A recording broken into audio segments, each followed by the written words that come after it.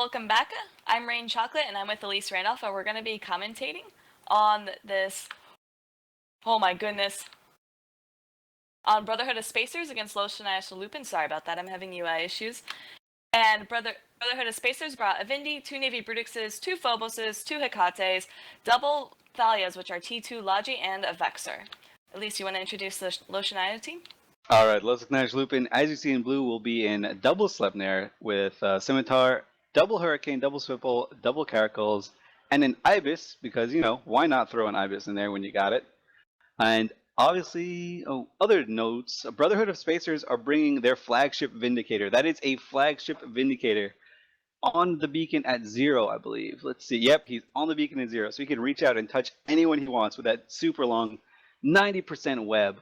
Well, And he's gonna be doing a lot of deeps as well. This is exactly what the Brotherhood of Spacers wanted to see. They wanted to see ships really close to them. Everyone's on the beacon at 0, basically, except for the Caracals and the Scimitar. and the Ibis. This Brotherhood of Spacers team must be just creaming their pants right now. I was gonna say, I think, yeah, everyone on both sides have actually warped to 0, including those poor little Thalias. So I'm not quite sure how well they're going to hold up against what looks like probably a blaster team, especially with those Phoboses who have the Hick Scram. And people are probably curious as to why bring an Ibis when you can just like not have anything at all. And even though an Ibis is a rookie ship, you can still utilize those mid slots because an Ibis does have ECM target jamming bonus, so they could still utilize those mid slots just for extra control, just for the extra point to not give them to the Brotherhood of Spacers. Yeah, exactly. And maybe they're hoping that the other guys don't have Ibises or rookie ships on their overview, so you can just like slide in under the radar. But oh man, so what we're expecting here is just a complete and utter bloodbath. The Scimitars are the Sleipnirs and the Scimitar are really weak versus kinetic damage natively, and that's exactly what Brotherhood of Spacers brought. And they brought blaster ships at 0 on the beacon next to other ships at 0 on the beacon. Things are going to explode really, really fast. I don't even think Brotherhood of Spacers needs to worry about the Scimitar at all. They just need to hold stuff down and shoot it. Yeah, exactly. I mean, we've got 30 seconds until match starts, so oh my goodness, I don't know if we're gonna be able to call stuff exploding in like. I was gonna say, Loshin was pretty smart bringing those Caracals because they can act as anti-frigate, anti-support, but they are warped in at range, so hopefully they can maybe get rid of those Thalias before there's too much damage done to their own team. But I don't think. Yeah, these Caracals can obliterate the Thalias and the Hecates. They really need to get rid of the Hecates. Those things can do a lot of damage if they're left unchecked. And the match is starting now. Look at the attack bar by Brotherhood of Spacers. It's almost off the screen. And immediately the Thalias are primaried. These 2 Sveeples are primaried. Oh my goodness! Look at the webs and the scrams by the Brotherhood of Spacers. They've got a Sleipnir, a Hurricane, a Scimitar, and a Swipple. All of it, and a Caracal, all tackled. And they are focusing first on a Fleet Hurricane flown by Raidist. It's actually kind of hilarious because when you watch these people move across the screen, they all move in unison. And then there's also these ECM drones immediately on the Scimitar. Yep, and you called it correctly. LSH Lupin is going straight for these Thalias. And Brotherhood of Spacers, they don't care. They're just going for a Fleet Hurricane. Damage isn't being applied that fast. I'm really surprised by this, actually. Okay, I guess the Fleet Hurricane is dying pretty quickly now. All right. Yeah, very low shield, and it's obviously shield tank with a Simi. You can just watch these massive battleships sit on top of these battle cruisers. This Vindicator by Bog Wapit must be the happiest man alive right now. He's just sitting there shooting stuff. And LSH Lupin, even though they might be a little bit countered in the setup, they are pretty smart. They killed these 2 Hecates really, really quickly. That's a lot of damage off the field. For Brotherhood of Spacers. I was gonna say, as well as those Thalias, because now without the support fleet, I don't know if the Vindicator and these Brutixes can turn around and then chase down this Simi and these Caracals that are obviously warped in that range. Yeah, at the moment they don't really care too much about it. They are focusing right now on a Sleipnir by Katana Soul. He is webbed. He's not Vindy webbed though, I don't think. It doesn't look like it. He is webbed and painted though. And a lot of damage is going on him. So these Sleipnirs have what we call a 2-stage tank. They've got an ancillary shield booster, which is a local tank for 9 cycles, and they get boosted by a Scimitar as well. So they have a lot of burst tank for 9 cycles, and still a decent amount of tank if you keep the Scimitar alive for a few more cycles after that. Yeah, so the Brotherhood of Spacers support wing is now completely gone except these two Phoboses, which the Hexgram is really good to catch people, especially when you combine that with the Vindy webs. But it does seem like Vloshina has actually lost a lot of their DPS. All they have left are these two Sleipnirs, which can hold out pretty well. But now they have to worry about their Navy Brutixes going down because of the fact that they now have no Logi and now have to rely solely on whatever EHP they have. Yep, and it's a little bit more of a two-stage tank because all these Sleipnirs also have rep bots on one another. And it looks like Bog Whoppet is being attempted to be jammed. Looking at the attack bar, I think he might actually be jammed. It doesn't look like he's firing. This Ibis, I believe, has jammed the Vindicator. Unless there's some ECM drones that I'm not seeing, but it doesn't look like there is. I think So the Ibis is actually jamming the Vindy right now. So like a lot of teams when they come up with these team comps, they usually have 1 point left over and just leave it. And this is why if you have that extra man, it's always good to have more people on the field than just a bit bigger, better ships. All right, Because you could Brotherhood be, of Spacers are losing a Navy Brutix right now. This ship is really vital to their comp. It's a lot of damage that they really need. These Phoboses are representing a lot of control. They don't really do all that much damage compared to the Navy Brutix. And Brotherhood of Spacers are a little bit panicked right now. They have realized that they need to kill this Scimitar. They can't break through this Sleipnir. So they have focused everything they can on the Sleipnir, or the Scimitar. He was webbed by a Vindy, but he broke free of that web.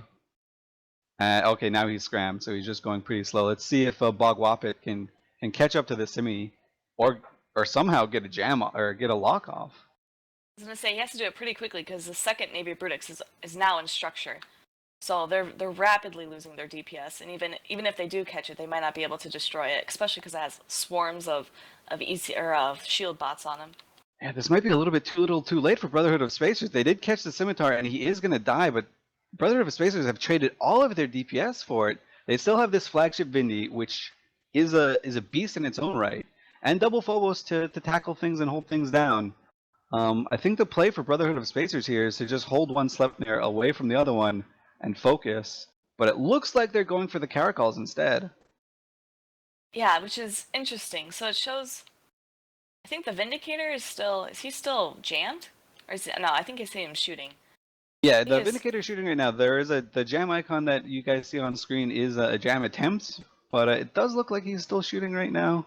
He is he's charging straight in, trying to get in range to do something. He does have a pretty okay local tank because he's a flagship. He can fit a meta rep or a faction rep, but he's not holding out against these doubles Sleipnirs. He's gonna go down here. Looks like Yeah. Lupin pulling this one out somehow. Like they had everything stacked against them at the start. They had the wrong setup that they wanted to face, and they were at the wrong ranges. But man, really, really good decision making and piloting, and a little bit of mistakes from Brotherhood of Spacers. Yeah, and they'll probably primary this Vindicator over anyone else, especially since the fact that it's a flagship and a lot of people get greedy. So they'll shoot the flagship, hold the fight off long enough, and then loot the cargo just to be able to claim that they have made some money at least in this game. Bog Whoppet, it looks like he's tackled by this Simple. He is shooting it right now. It's not the target he wants to shoot. He wants to get in on some of these Sleipnirs, but he just melts that Simple. Yeah. Some felt a little bit better. He So is tanking right now, but it's not going to hold.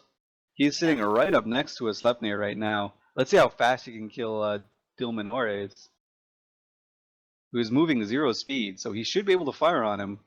yeah, he's sitting right on. Maybe he wants to shoot this Katana Soul because that's the guy he was shooting before, and he might be out of ASB charges. Yeah, that's what he's going for right now, hoping that Katana Soul didn't reload his ASB. If he didn't, he might be able to pull it back. No? Okay, the Ibis is finally down. I don't even know what shot him in the world. Oh, 7 minutes into the match. match. I'd love to see that Ibis fit to see if he actually was jamming the Vindicator. Vindicator does have a bunch of mids that he can put utility in. Oh my goodness. Vindicator down! He couldn't hold out against the double Sleipnirs. And now Katana Soul can loot his wreck. And Katana Soul actually has all of these rep bots on him, so I don't think these Phoboses can kill these Sleipnirs. Blah, if I could talk. Then obviously these Phoboses are going down really, really fast. They were not tanked at all. Looks like they might. Oh, they're active tanked. Okay. That works. But they are going down really, really quickly. Way to go, Losig Nash Lupin. And Man, Brotherhood of Spacers, they have to be gutted right now. They had a beautiful, beautiful team, exactly what they wanted to see as well. They must have been so excited when the match started. But unfortunately, the execution just wasn't there for them, and Losek Naish Lupin were really, really good. I can And just Brotherhood of Spacers, their journey ends in the Alliance tournament. Yep, so this is the loser's bracket. So once you lose twice, then you're out of the match. This was their only way to achieve any sort of victory and continue on. And then with that, we'll send it back to the boys in the studio. Those rep bots keeping them alive, holy cow.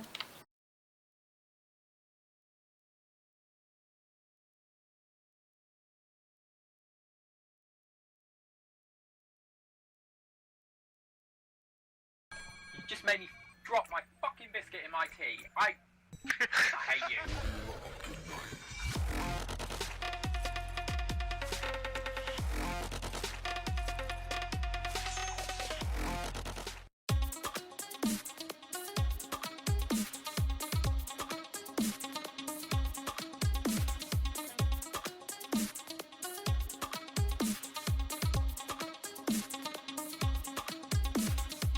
I'm in a mower. What is this, hot drop like number 19? Ah! Really a titan for a mower? Dude hasn't been on a legitimate kill. Alright, just small ballers, mate. Small ballers.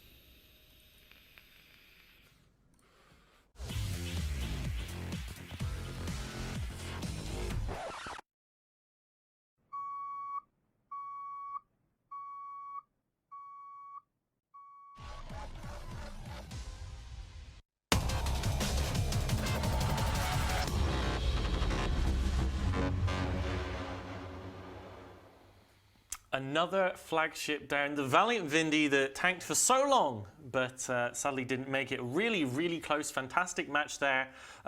We saw Galente Rush meet Minmatar Rush in a brutal, brutal fashion.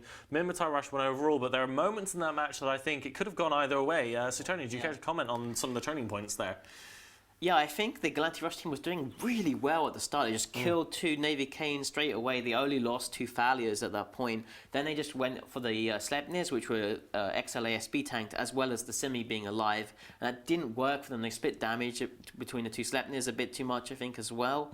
And so they didn't really get anything happen. Then they were able to just hick point the Simi and just go on top of him, kill the Scimitar, and then remove all of the support. But by then it was just too late, and the Vindicator died to the remaining Karakor and two Sleipnirs.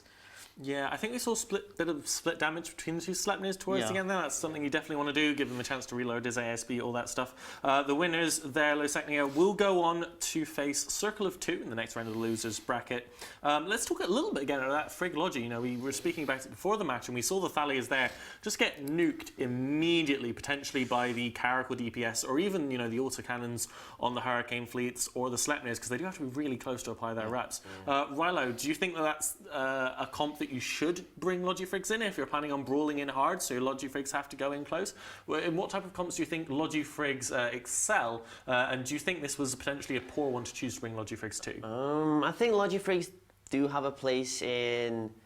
I think they do have a place in like semi-all-in setups, like this one, for example. This was I think it is a good example of like Frigg Logi. I would have maybe recommend put them down to just like one Executor, maybe fit another blaster ship in, but I think the Frigg Logi did what they could, but the rapid lights from the Caracals were just too much. They did live for quite a long time, but they did eventually die to the Caracal support of Losecnia. Yeah, it feels like the Logifrigates in this tournament, unlike a logistics cruiser, which is designed to keep everyone alive, logistics frigates are more of a delay. They slow down how quickly you die. They cost another pilot, but they're far fewer on points, and they just kind of delay the inevitable, so you can trade more favourably with the opposing team. You get that bit more DPS with the Vindy and the Navy Brutixes. So coming up with our next match, we will be looking at a match between, if I bring it up on my little laptop here, we will be looking at Triumvirate versus Spaceship Samurai. That's going to be an exciting match, and we will give you a little bit of information about that match after these announcements.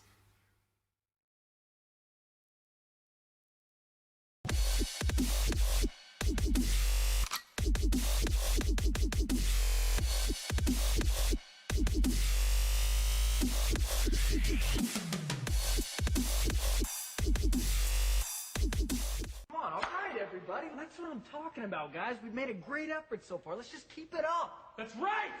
We can't have anyone freak out there, okay? We've got to keep our composure! We've gone too far! There's too much to lose! We've got to keep... Kick hat is out of bounds. Swatch is out of bounds. Swatch is out of bounds. Cog is out. too. Burley's out. I have EC300s on me, and I'm jammed. Did we just put Oh yeah, those are friendly. Good fight. I'm down, Red Burley down. What the fuck? I shot Burley. Guys.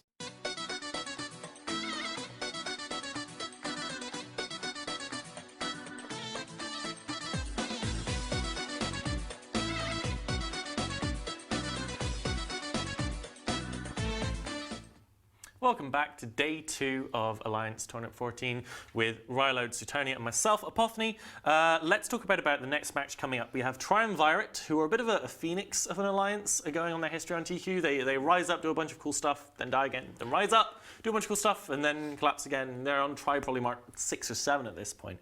We saw them yesterday bring an interesting match to the tournament, which was, I believe it was a Shield and Hull Tank Hyperions, supported by Basilisk's Drake Navy issues instead of the Ravy Drakes. Two Svipples, a Kitsune, and 2 Griffins. A little bit of ECM on the lower end there. And then we had Spaceship Samurai, old friends of Brave, now hanging out with Pandemic Horde, Newbro Friendly Alliance. They brought the more common TFI core. They had 2 TFIs, an Astarte, a Phobos, a Hecate, 2 Svipples, a Confessor, a Blackbird, and a Cruer. Now, I do want to mention, we saw Phobos in that last match, and Spaceship Samurai brought a Phobos in their match. How do you guys think Hicks are faring in the tournament so far? Originally, when they came out, there were 12 points. CCP decided that this was a little too unbalanced, so they raised them up to 13. What do you guys think of Hicks as we've seen them in the tournament so far? Let's start with Suetonia. I'm kind of mixed. I don't think they've done spectacularly well, but they haven't been awful either. I don't think we've really seen a Hick comp do spectacular right now and just swing the match. I think they're...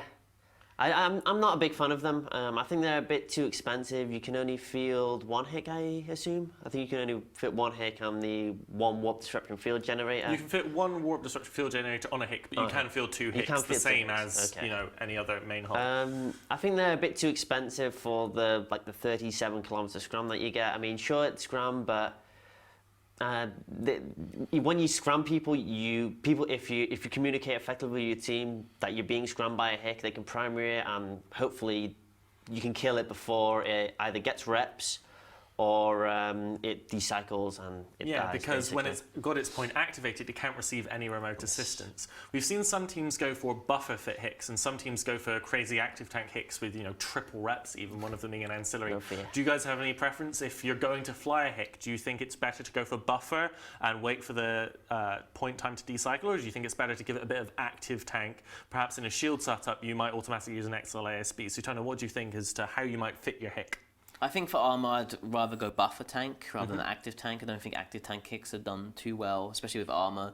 For shield, I think you can get away with an extra large and series shield booster. It is nice to have a local tank because it means you can act independently and you can deal with some incoming damage without having to drop the point to get logi reps. But I think having no buffer just gives you... It's just too easy for a coordinated team to switch to you and kill you and move on. Rylode, we've been kind of, I guess, down a little bit Hicks now, but we were saying yesterday how amazing the Fiend is, how powerful the Fiend is, and that's Hick. What do you think is the key difference between regular Hicks and the Fiend, the AT ship, that makes it so amazing? What compensates for the inherent weaknesses of the Hicks? Probably because with other Hicks, they don't really do much damage, not as much damage as the Fiend. The Fiend can just blast 1,000 DPS at 0. While a blaster forward can maybe even get 550 with Void. It's a lot more tankier as well. It's got the afterburner bonus, so even if it's scrammed, it can just burn away. It's also pretty fast. It's got a hell of a lot of utility, so many mids you can do with it. It also has 2 high utility highs, so you can fit 1 Warp Disruptor, maybe a Newt or a NOS to keep your cap going. It's synthesized really well with like a flagship SNI plus Fiend, and you can just go around and just kill everybody basically. So you have to feel sorry for these two teams. You've got Tri going up against Spaceship Samurai, and the winner has to place Vidra, one of the teams picked by quite a few people to, be coming out at the top of the Alliance tournament. I mean, Vidra were expected, make top 16, top 8, maybe even top 4 by some people. So they've got to be fighting knowing that possibly the worst is yet to come. But still, I mean, we were saying before, are a team that previously have done amazingly well, lost a lot of their talent to We Form Volta. I mean, who do you guys think is going to take the match here? Do you think it's going to be Spaceship Samurai, or do you think it's going to be Tri? I think it's going to be Spaceship Samurai. I mean, you mentioned before about Triumvirate being like an alliance that dies and reborns again. I think the Alliance tournament, at least, is the part where Triumvirate dies. So. Rilo, who's your pick? I'm going to go with Spaceship Samurai on this one because they're like the new guy group, and just root for them. Yeah, I'm going to go with Triumvirate because I'd hate to see such a historied AT team that are so good go out so early. I mean, best of luck to both teams. We'll switch to the casters right now.